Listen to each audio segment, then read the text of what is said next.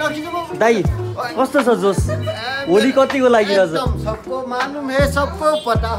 दिदी होली कतिको लागिरहेछ दिदी कलमा बिजी सो म चाहिँ यता चस्मा पसलमा छु अब माथि चाहिँ हाम्रो गिटार सप छ अनि बाई बाई भाइ ल आज चाहिँ मैले मन्त्र अस्तित्वको चाहिँ रिभ्यू गर्छु रिभ्यू भन्दा नि मन्त्र अस्तित्वको बारेमा चाहिँ भन्छु भनेर आएको छु माथि चाहिँ हाम्रो प्रेम्बा पारु दिदी हुनुहुन्छ सो अब हामी चाहिँ यहाँ अस्तित्वको भिडियो बनाउँछौँ है त अस्तित्व भनेको चाहिँ लगभग कति 5 वर्ष हो कि 5 वर्ष होइन 2-3 वर्षपछि चाहिँ रिस्टक भएको छ दिदी के छ हालखबर कालो टिका है अनि अहिले लाउनु न त अनि म किनिदिन्छु नि त कति पर्छ त्यो त महँगो भयो यार दिदी पेम्बा आज हामीले चाहिँ मन्त्र अस्तित्वको बारेमा चाहिँ थोरै भन्नु पर्यो तिमीले चाहिँ बजाउँछौ म चाहिँ त्यसको बारेमा अलिकति डिटेलमा भनिदिन्छु है त दिदी अनि मन्त्र अस्तित्व कति वर्षपछि चाहिँ रिस्टक भएको 3 वर्षपछि सो म चाहिँ पहिला सुरुमा गिटार सप जोइन गर्ने भन्दा अगाडि चाहिँ कति 2 वर्ष भयो होला सायद ए होइन 2-3 वर्ष यस्तै कति भयो कि रिस्टक भएको चाहिँ अब सो हामीसँग चाहिँ यहाँ मन्त्र अस्तित्व गिटार छ ब्रो एउटा झिक्देऊ न त अस्तित्व कलर अप्सन चाहिँ कुन यो मेटालिक ग्रीन भयो ब्ल्याक अनि व्हाइट 3टा कलरमा मात्र हैन सो अब हामीले चाहिँ यसको बारेमा भनिन्छ है त पर्सनल फेभरेट कलर यो चाहिँ तिम्रो दिदी तपाईलाई चाहिँ कुन मन पर्छ ब्ल्याक ग्रीन अनि व्हाइट सबै राम्रो एउटा के एउटा ब्ल्याक मलाई पनि तर कसम यार यो ग्रीन मेटालिक ग्रीन नै ठिक लाग्छ है जो अलिकति युनिक भन्दा नि पाउन त पाउँछ यस्तो कलरको त्यही पनि दामी छ क्या यो कलर चाहिँ क्यामेरामा भन्दा रियलमा साइनिङ दामी रियलमा है क्यामेरामा तर मेरो आइफोन हो कि आइफोन मेरो आइफोन हो कि आइफोन कति हो 14 pro Max thank you so अब हामीले चाहिँ यसको बारेमा चाहिँ रिभ्यू गरिन्छ सो हेर्दाखेरि नि एकदम क्युटु वाला छ अङ्कल दाइ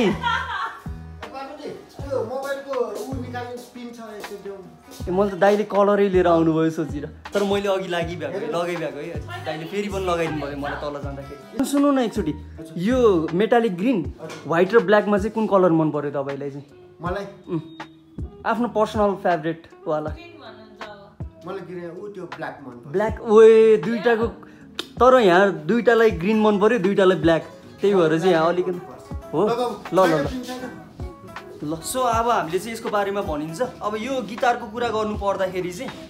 यो चाहिँ मेटालिक ग्रीनमा चाहिँ कलरमा रहेको छ अनि हम्बगर पिकअप सिङ्गल कोइल अनि अर्को सिङ्गल कोइल है त यास भन्छ अनि यसको चाहिँ भनेको चाहिँ हार्डवेयरहरू चाहिँ सब क्रोममा छ दामी कलरमा छ अनि 5 वेज पिकअप सिलेक्टर भयो 2टा टोन नब पाउन सक्नुहुन्छ टोनलाई कन्ट्रोल गर्नको लागि त्यसपछि भोल्युम नब भयो तर यसको मलाई चाहिँ अलिकति मन परेको भनेको चाहिँ यसको नेक है तर योभन्दा अग्निको नेक अलिकति ठिक छ नि है नेक चाहिँ यो कस्तो छ भने अलिकति कम्फी टाइपको छ कि कम्फोर्टेबल टाइपको छ त्यही भएर बजाउन पनि प्ले गर्दाखेरि नि एकदम दामी मजा आउँछ सो अब हामीले यसको साउन्ड चेक गरिन्छ ब्रो हैन अनि अर्को नयाँ कुरा मन्त्रकै पिकअप है यो चाहिँ मन्त्र लेखेको छ यहाँ चाहिँ मन्त्रले नै बनाएको पिकअप अनि यहाँ चाहिँ यसमा चाहिँ फ्रेटमा चाहिँ तपाईँले मन्त्र लेखेको एउटा दामी खालको क्युट टाइपको चाहिँ पाउन सक्नुहुन्छ अनि अरू भनेको चाहिँ यसको बारेमा कुरा गर्नु पर्दाखेरि चाहिँ अब हामीले यसको साउन्ड चेक गरिन्छ है त पेम्बाले बजाउँछ म साउन्ड चेक गर्छु सरी पेम्बाले बजाउँछ पेम्बाले साउन्ड चेक गर्छ म चाहिँ तपाईँलाई देखाउँछु तपाईँले नि हेर्नुहुन्छ नहेर्नु न त ओए यो नि त जोस सुन्नुहुन्छ नि त यहाँ त अनि सुन्नुहुन्छ नि त यहाँ त अनि ए ब्लग अनि फुल हेर्नु न त अनि हेर्नु न अनि भिनाजु कता हुन्छ त अनि अस्ति नै त भिनाजुलाई दाइ भन्नु थियो त तपाईँले दाइ भन्नु थियो भेना तपाईँ अब तर होइन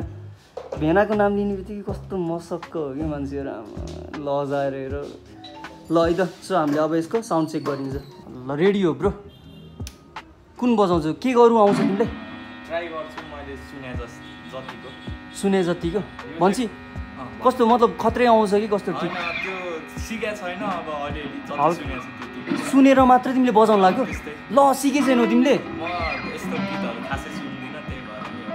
ए ए ल ओके एकचोटि उसले चाहिँ यतिकै ट्राई गर्नलाई चाहिँ हामीले एकचोटि सुनिदिउँ है त के गरौँ मैले चाहिँ डिमान्ड गरेँ के गरौँ पछि उसको नि फेभरेटवाला कुन छ त्यो चाहिँ हामीले ट्राई गर्न लगाउँछौँ ल है त ब्रो यो चाहिँ डाइरेक्ट गिटारबाट एम्पको मात्र साउन्ड हो ए र साउन्ड टाइपको भनौँ न एउटा ल ओके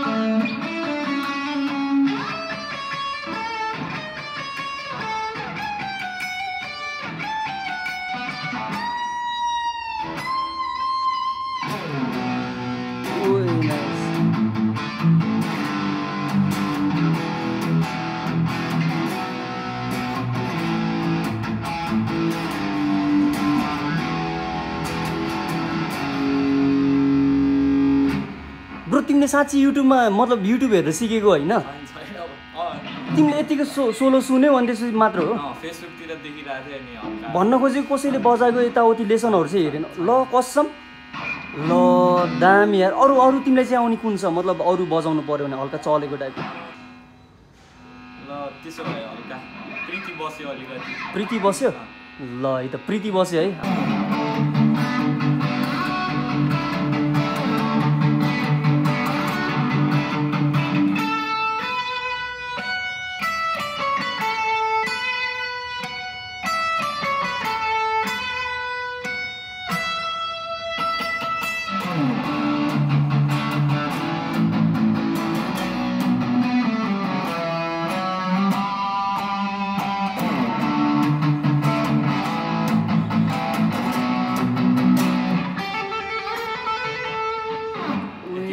नाइस हान्दियो यार अनि तिमीले जस्तै अब यसको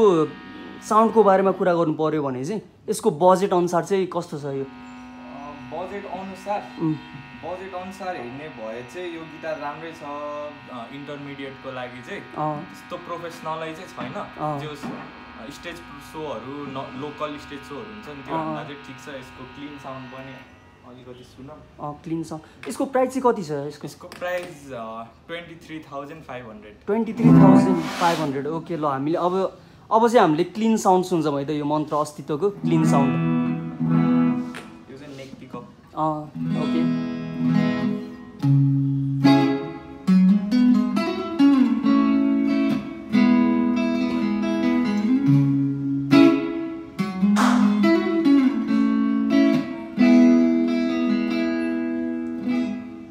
दामी छ यार यो बजेटमा चाहिँ तपाईँहरू यदि इन्टरमिडिएटहरू हुनुहुन्छ भने